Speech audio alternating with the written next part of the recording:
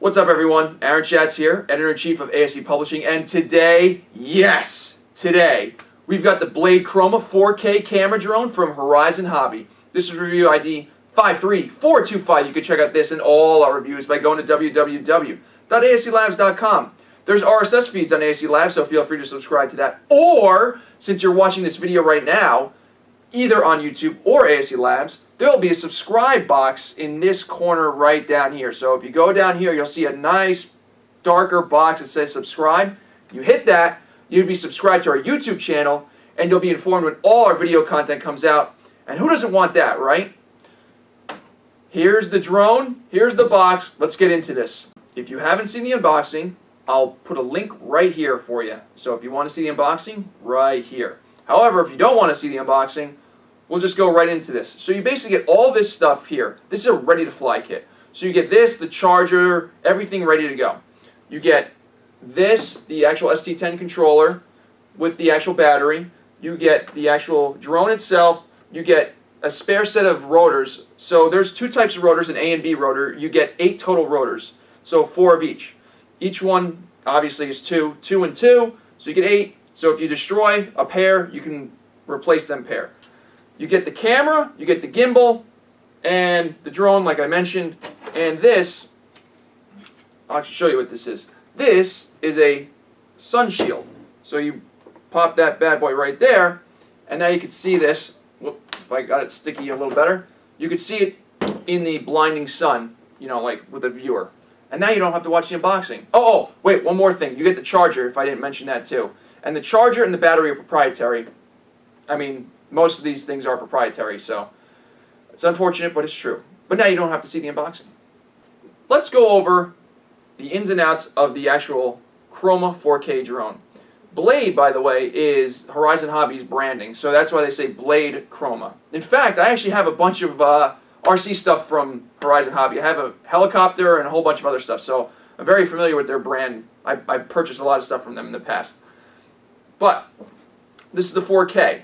Chroma 4K uses the ST10 Plus controller. Now you're going to see another branding on here called Unique, or UNEC, or however they pronounce their name. That's pretty much the technology provider of Horizon Hobby. However, Horizon Hobby does their own modifications and such, and you're getting Horizon Hobby's excellent support and their real good customer service. So, you know, a lot of people complain about when you buy like a Phantom, you know, from DJI, their customer service is crap. Horizon Hobby has been doing this for a really long time, and they have excellent customer service.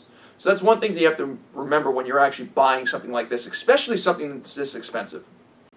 I'm going to show you the A and B actual set of rotors here. So the rotors, unlike a lot of other copters, but most of the newer quadcopters work this way. You basically hand tighten this stuff, and you can take it off. So if you just hold the motor right here and just spin, it comes right off. And then to put it back on, you just hold the motor. There'll be a key. So it says A on this right here, and it says A on this pylon right here. So you just match those up, you tighten it down, then you do a little hand tighten, and that's it. How these rotors work these days is when it actually turns, it continually tightens. So as it's turning, it's tightening. So you don't need a nut on the top to actually keep it from actually coming apart, because the actual rotation is such a way that it's actually tightening the screw the entire time. And because there's counter-rotating blades, you get that inherent stability that these quadcopters actually offer. And you'll see, like, with the GPS up there, yes, it's going to GPS lock, but however, if there was no GPS lock, it's still going to pretty much hover wherever it is, unless there's wind and stuff. But I mean, it's really incredible to watch these things work. It's really, really, really incredible. Moving on, if you want to start to fly this thing, the first thing you're going to do is to flip this up. However, we're not going to do that right now. This is the GPS mast. It has to be up because you have all this electronics in here. For the GPS signal to reach it, that's why they have this thing that flips up. However, we're just going to flip that down. I want to talk about how to break this thing apart. So if you want to take this out, let me show you. First, if you look on the bottom here, the battery is this right here. So if you want to take the battery out, you push in this thing, you'll hear a click. There's a click. And then you basically pull the battery out. And it's in there with some bit of force. So this is the battery. It is a 11.1 volt, 6300 milliamp hour battery, and it's fairly hefty. But that's okay because these new quadcopters can handle a load of weight. So let's put this back in here, and you'll hear a very audible click. Oh, and by the way, if you're going to register these with the FAA, and I actually did because the place around me that I fly a lot of stuff at has a lot of RC people come over, and apparently what they told me is that the police are going to start coming over and checking everybody. So there you go. Now I had to actually register my drone. Even though I didn't want to, I am fully against it because this is not going to stop anyone from doing anything nefarious because they're just not going to register their stuff. However, if you're going to, you could put the actual label right here in the battery compartment. So there's this battery compartment here. You just put the label right in there. That's totally fine. Then you put the battery back, and then you won't see it ever again. Let's go to the bottom of the Blade Chroma. Now, these legs right here, the legs are removable. So there are clips here. Everything on this is not, there's no screws and stuff. It pretty much breaks apart very easily. So if you take this and you loosen it up, it pulls, if it's upside down, it pulls directly up. So you can take the leg off, and then you can pack it a lot easier. The camera comes off as well. Well, let me just put the leg on. You'll hear a click, which I did, and there you go. When the actual blade comes out of the box, it's going to have this thing here, right here. And basically what this does is it protects the gimbal itself from motion while it's in transit. So you use this little housing to basically hold the camera in place, because otherwise it's going to be flopping all around. Look. And the gimbal is actually really good. It keeps it real steady in the air. Let's flip this over. I'm going to show you how to remove the CGO3 Plus, or is it not the Plus? It's just the CGO3. I think it's CGO3. The gimbal and stuff, basically. It's all one unit.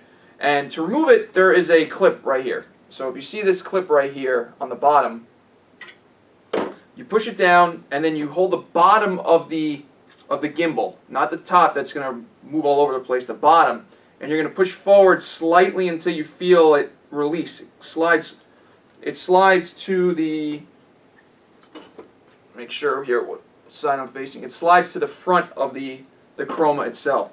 So once you get it forward, obviously most of these things that interlock take some bit to get it off. And then there you go. And you can remove this little connection here, and then you could store it separately. So if you want to take this on a trip, you could break it all apart and then put it back together, like so.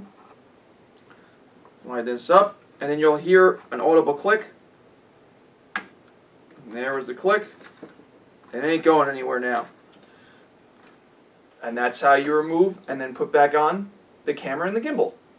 Horizon Hobby includes a 16 gig micro SD card. However, you can use the 64 gig micro SD cards like this one from Kingston, which I suggest. They work really well.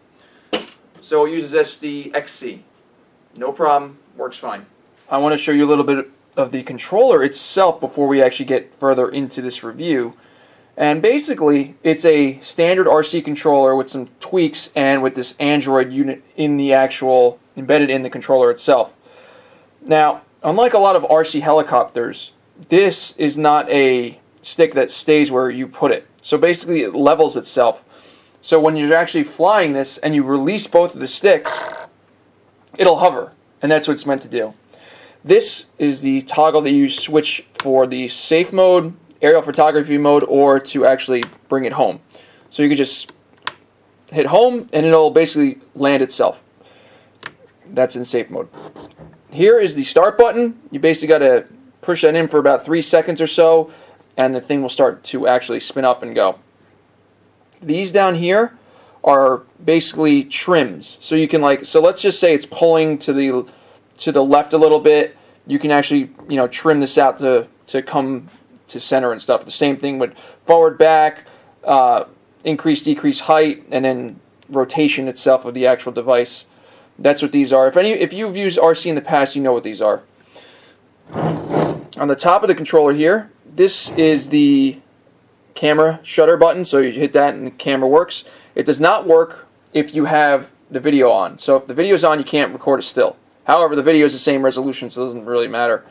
This controls the video. Hit that on. It's independent of the actual drone itself, so if the drone is flying or if it's landed, doesn't matter. This works independently of it. On the side here, you have the camera orientation. So if you down and up, basically it tilts the camera up and down. So when you're flying and you want to look down, you basically go down and it'll, if you want to go down, you turn it down and it'll actually point the camera down. On the opposite side, right here, you have the aerial photography mode speed. So basically, you can see a turtle on one side and rabbit on the other. If you're on turtle, all your movements and stuff are going to be very slow comparatively to the rabbit. So if you put it all the way up to rabbit speed, when you hit forward, it's going to go very, very fast forward. So that's pretty much the overview of the controller, but I will show you the internal battery right here. And take that out. There is a spot for an SD card right here, which will actually store telemetry data, which is actually pretty interesting. It's only interesting if you're really afraid of losing your drone. However, most people probably don't really worry about that, and just pops right back in and good to go. I didn't mention this before, but it's called the Chroma 4K because the camera records at 4K. That means it's 2160p, which means it's pretty much like quadruple 1920 by 1080. So times that by 2, and you basically get 4 times the amount of pixels. So 4K is what the resolution is for video and for the camera itself. Because this uses exFAT, it still has this weird limitation of like saying, okay, I want to keep all the files below 2 gigabytes. So it will actually do 5-minute chunks of a file. So if you're recording something in 4K, it'll actually go up to 5 minutes and then make a new file. And that's basically at 1.8 gigs per every 5 minutes. So you get plenty of space on a 16 gig card anyway that's given to you. However, you could throw in a 64 gig Kingston card, no problem, and have all the space you really need. The problem that you're going to run into is battery, and we'll go over that in a little bit. Now I'm going to go over how you start your Chroma for the first time. And to do that, remove this box right here real quick. Put this down here. And I'm going to move over to the controller itself. Now obviously I'm not going to turn this thing on indoors because that is basically an accident waiting to happen. And I would love to show you outside right now. However, the ground is covered in snow and it's really hard for me to actually show you this. But I'll go through the runs for you. So when you actually want to do this, there are 2 modes to actually start this in. One is called safe and one is called aerial photography. So if you're used to flying anything in RC, aerial photography is like normal RC stuff. Basically, wherever this thing is facing and you push forward, it's going to go that direction forward. Safe is very, very different. Safe is like, how can I describe this? So basically, if this is the controller, right? And the Chroma is facing whatever, it could be facing whatever direction. If you push forward on the controller, the Chroma will go away from you. And if you push backward on the controller, the Chroma will come towards you. And if you move left and right, it'll go in a circle around you. So safe allows you to really easily say, okay, I don't exactly know how this Chroma is oriented, but I just want it to go that way. And that's what safe actually does. So it doesn't matter what orientation that the Chroma is actually in, it'll just go in the direction you tell it to go. Safe is actually what I recommend you actually start off in when you're actually flying this for the very first time. To actually do that, you need to do a few things. Number one is obviously you put the mast up here, and then you want to turn the controller on first. Otherwise, if you turn this on, it might not bind correctly. So turn the controller on first. This runs Android internally. Not that it matters, it's just a control screen. It starts to beep and all this stuff. Don't worry about that. And then once this is going, it makes a really loud noise. You can actually turn this thing on. And you can see all the LEDs start to flash and stuff. And it'll basically do a power on self-test and a whole bunch of stuff. Now, unfortunately, since we're indoors, it's not going to get a GPS lock. Oh, by the way, when you actually do fly this, make sure you take the housing off, which I forget to do sometimes, which is really stupid of me, because you're basically going to burn out the motors and the gimbal. I did it like once or twice, no big deal. So just make sure like you say, okay, remember to remove the housing off the gimbal before you fly for the first time, or any time. Now, you could see that the GPS, so here's the cool part about this controller. All the telemetry data and all the stuff that's happening on this is shown to you right here. There's a couple of other modes that I want to go over, but I'll go over them later. I'm going to zoom in. I want to show you this. Come on, zoom in. Zoom in. There you go. Okay, so you can see that, I can't see it myself. GPS is acquiring. If that was outside, it would already acquire. It locks on really quickly. However, let's go into, the first thing you should always do is you should go into the system settings here. Click that. Yep. Whoop. And that wasn't it. Let's go into flight settings. Yep. It's always going to disconnect. And then basically what you want to do is go into other settings, and that's not it either. Apparently I forgot how to do this. Where is it? No, that's to control the mode. Which one is it? Is it this one? Yeah, that's it. Nope, that's not it either. There it is. Okay. We're doing this as we're going apparently. There's just so many options I can't remember too well, but you only have to do this like one time unless it loses calibration. But basically what you should do is you should calibrate everything first. So you click that little gear, then you come down here, and then you want to calibrate. You hit this calibration right here, and then you could select the compass or the accelerometer. And both of those have a specific way of doing it.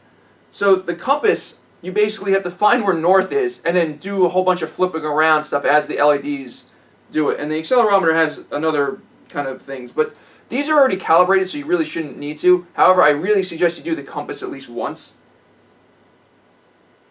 You could find, I might show you a video later about how to actually do the compass, but outside this review. It's in the instructions, so you could just follow the instructions. So now you can see that the actual screen is showing the camera, so if I put my hand in front of it, you'll see that it's there. I want to actually show you the latency of the camera to the controller itself. Now this is using Wi-Fi streaming. So if I show you this,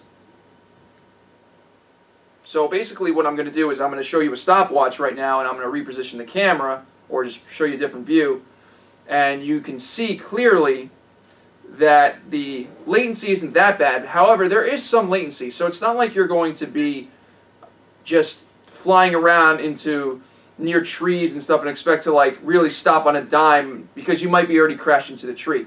And this does not have any sort of collision avoidance. So if you're going to go into a tree, you're going into the tree, period. If this actually did acquire a GPS, it would have these lights being solid. And right now I'm in aerial photography mode. If I turn to safe, it doesn't matter because it didn't find a GPS yet, but you can see that the colors have changed. So it's pretty much green in smart mode, or safe mode, I'm sorry, and purple and white in aerial photography mode. There is a third mode that you can actually put this in called home. So basically if you're in the air, it'll actually automatically land. And that's pretty nifty. It works very well.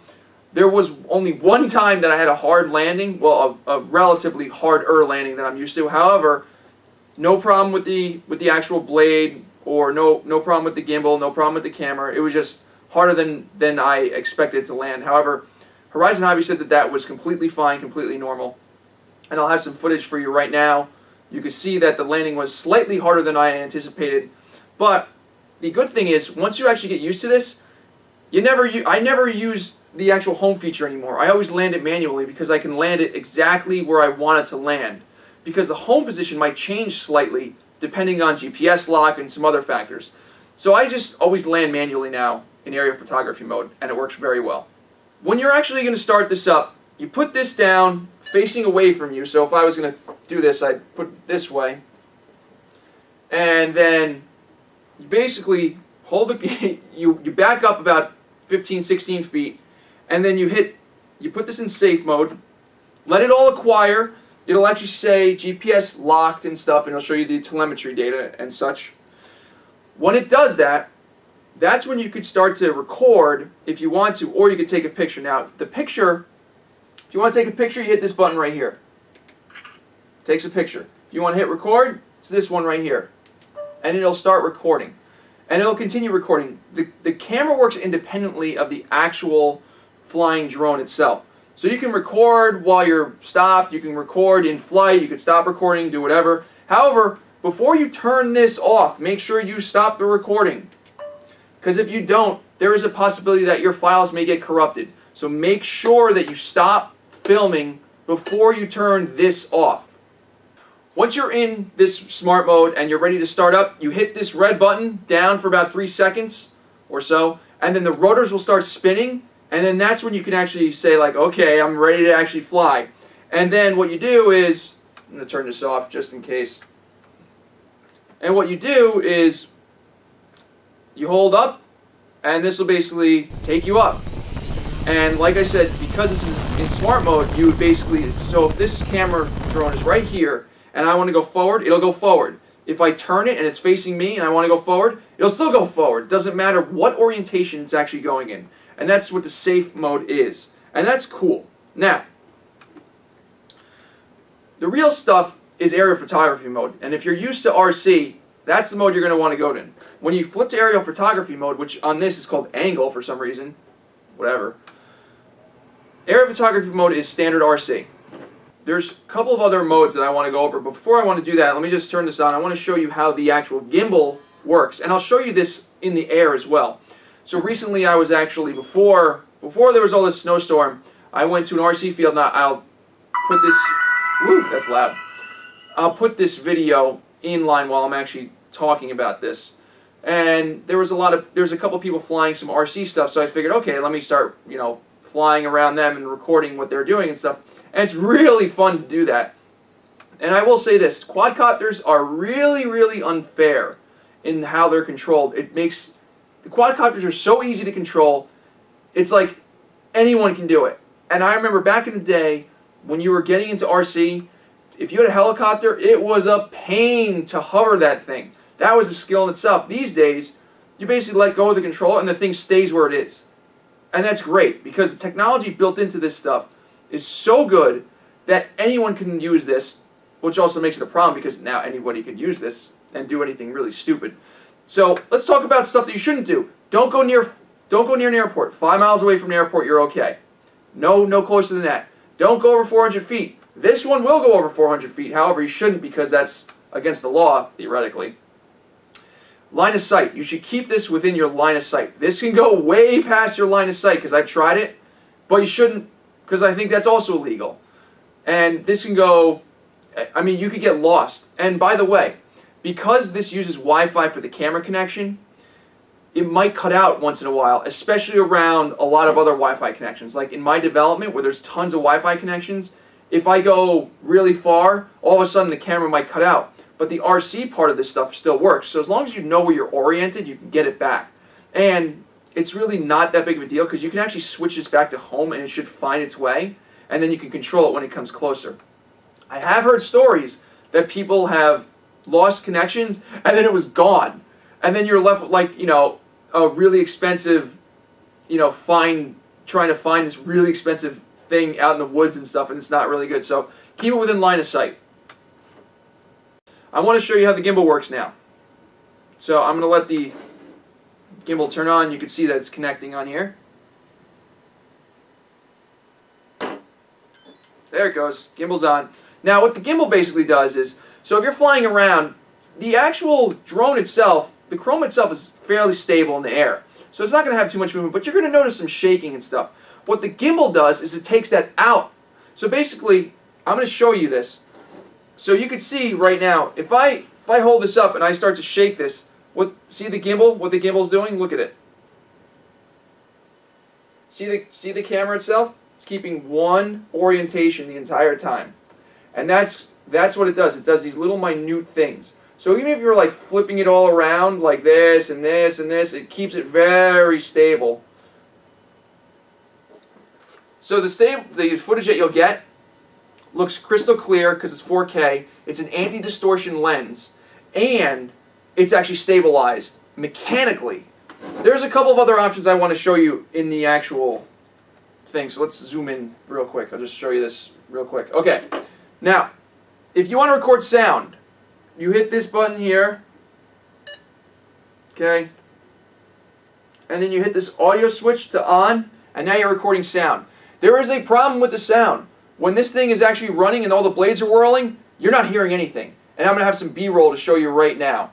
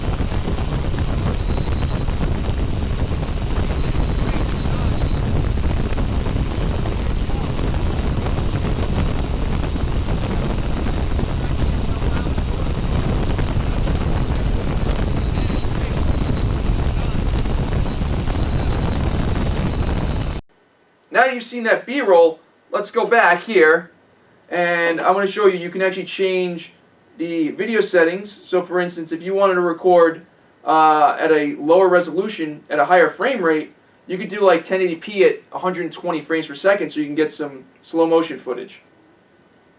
So if you want to do that, you can.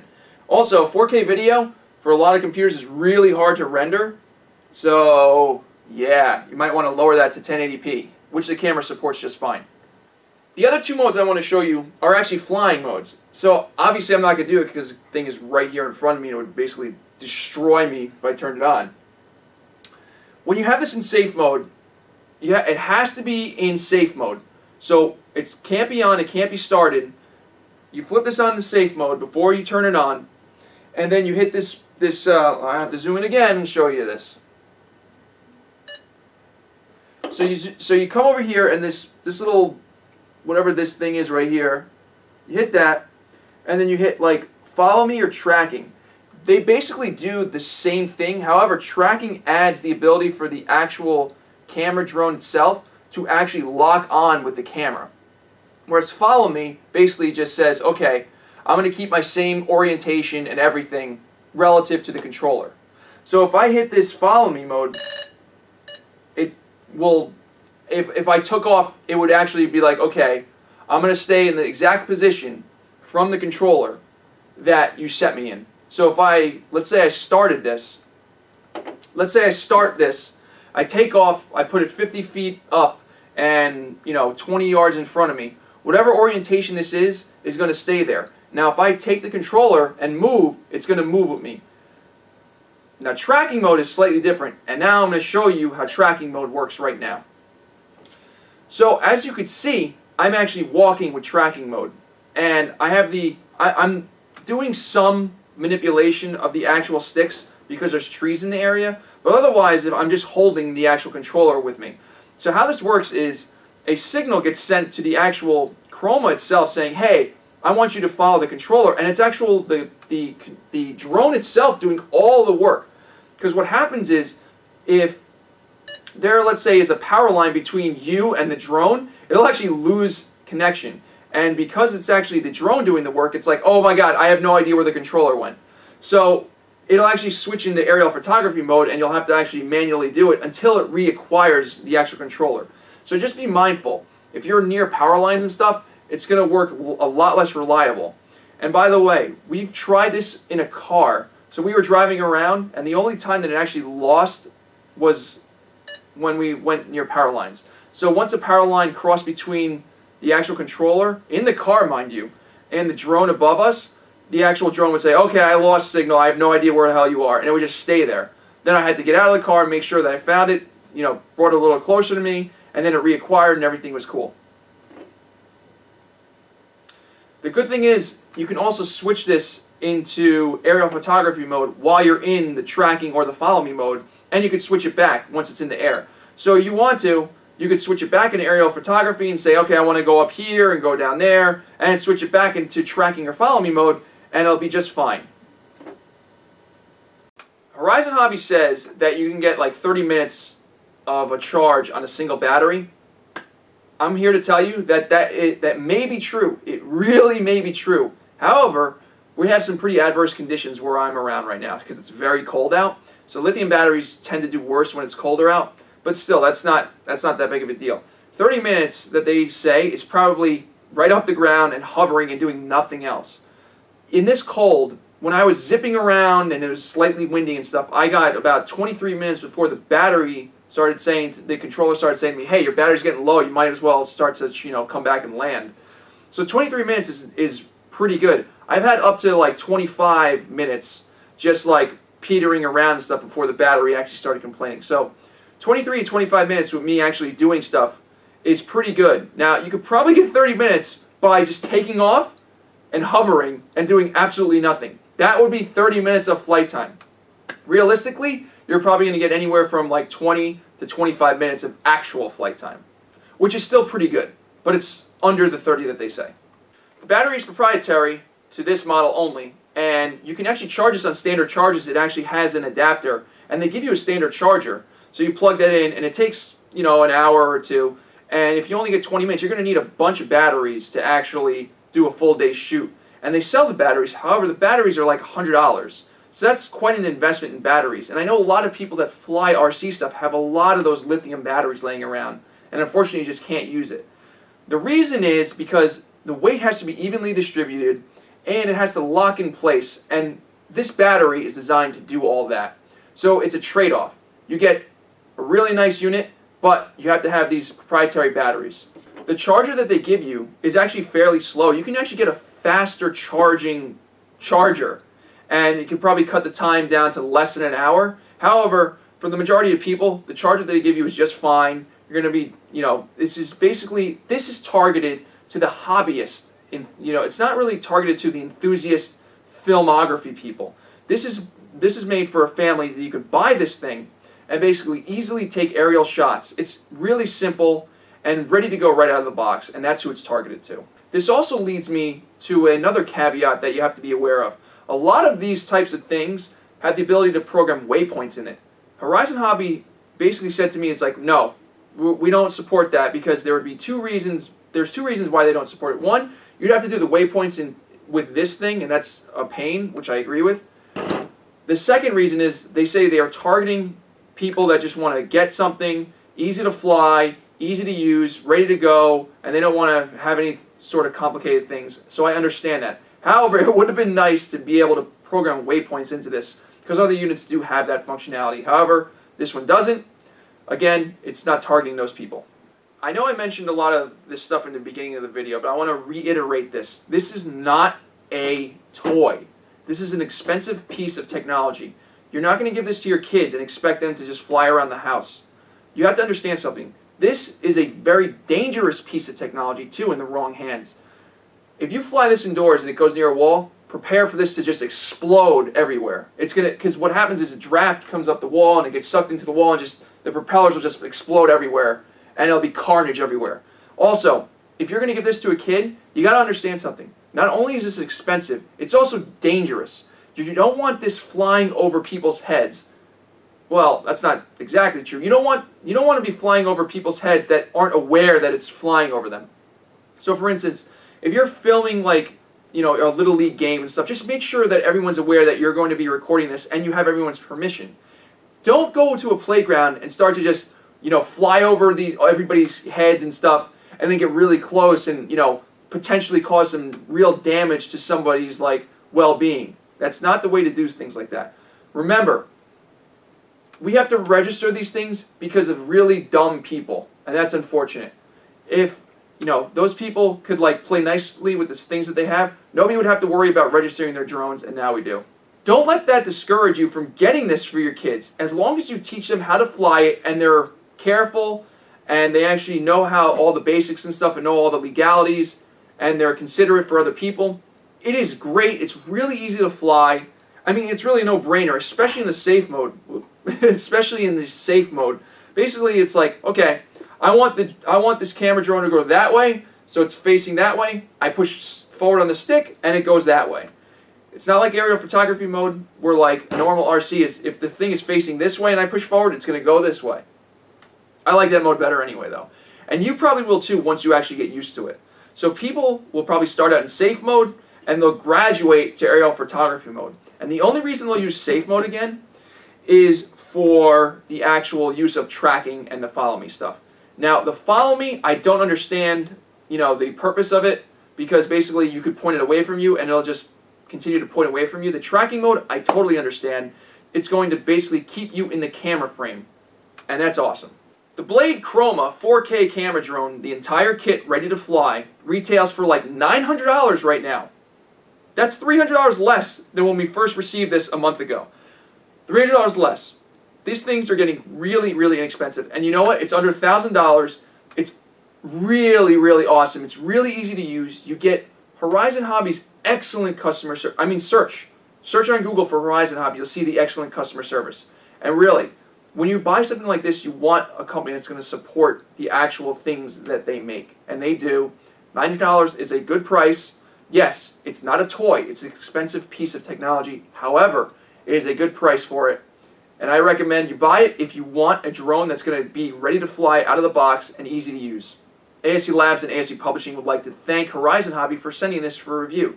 You can check out links on this video and at ASE Labs to purchase this product right now. Again, it's $900. Good price. For ASE Labs and ASE Publishing, I'm Aaron Schatz, and thank you for watching. There's a subscribe button right here, right? You should click it. You'll be informed of all our video reviews as we post them and the unboxings that we do.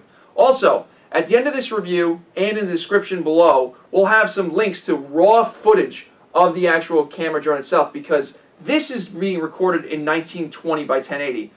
That's not 4K, so we want to show you raw footage from the actual drone itself, which looks beautiful. So please check it out. And hit that subscribe button. Everyone, thanks for watching. We'll see you in the next one.